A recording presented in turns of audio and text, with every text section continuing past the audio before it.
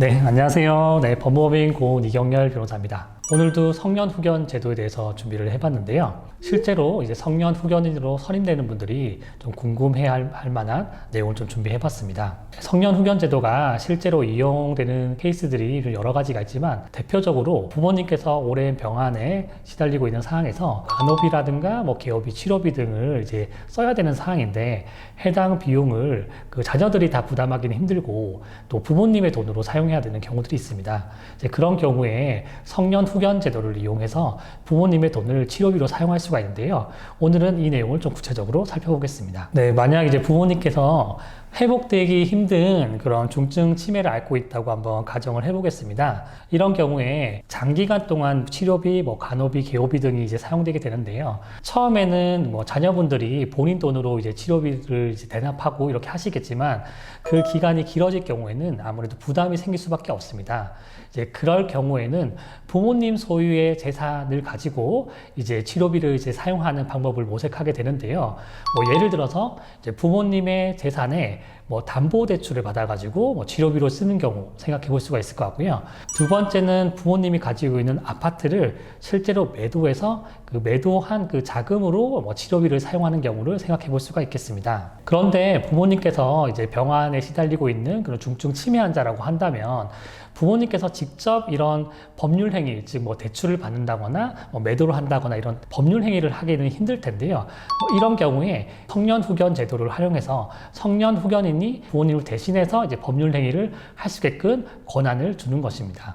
네, 그 성년 후견인의 경우는 기본적으로 이제 재산을 관리할 수 있는 권한을 가지게 되고요. 그 이외에도 포괄적인 대리권을 가지다 보니까 말씀하신 것처럼 그런 부모님의 자산을 낭비하거나 이런 위험성이 발생을 합니다.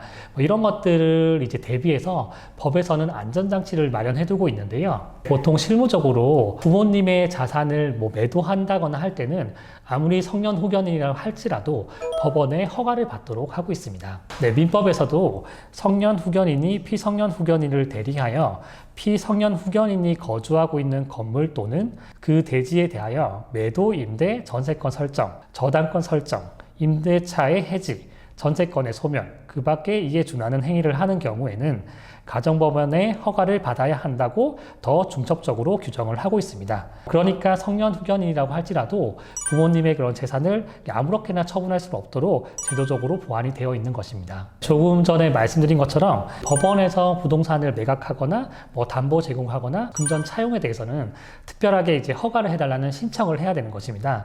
그런데 아무래도 피성년 후견인의 그런 재산을 건드는 것이 상당히 좀 예민한 문제이기 때문에 법원에서도 자칫 잘못 허가를 해줄 경우에는 피상속인의 재산에 심각한 문제가 초래될 수 있기 때문에 여기에 대해서 또 특별히 더 보호를 하고 있습니다. 그래서 보통 남아있는 이 피성년 후견인의 재산만으로는 피성년 후견인의 치료비, 간호비를 감당할 수 없다는 부분이 충분히 소명이 돼야 됩니다. 소명이 돼서 이것을 부동산을 매도하지 않는다고 한다면 지금 돈으로는 남아있는 기간 동안에 치료비를 감당할 수 없다는 부분이 적극적으로 소명이 되어야지만 법원에서 허가를 해주고 있습니다.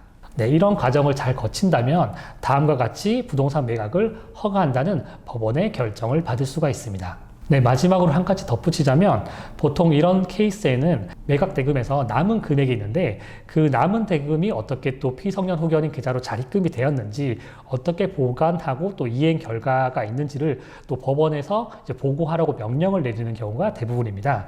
이렇게 피성년 후견인의 그런 자산에 대해서 정말로 부동산 처분이 필요하다고 한다면 사용처나 이제 보관 방식 이런 부분을 법원에 잘 소명을 하고 해당 재산을 사용할 수가 있는 것입니다. 네, 지금까지 성년 후견 제도에서 성년 후견인이 지정됐을 때 좀 궁금해하는 사항들을 정리해 보았고요. 다음 시간에도 더 유익한 내용으로 찾아뵙겠습니다. 네, 감사합니다.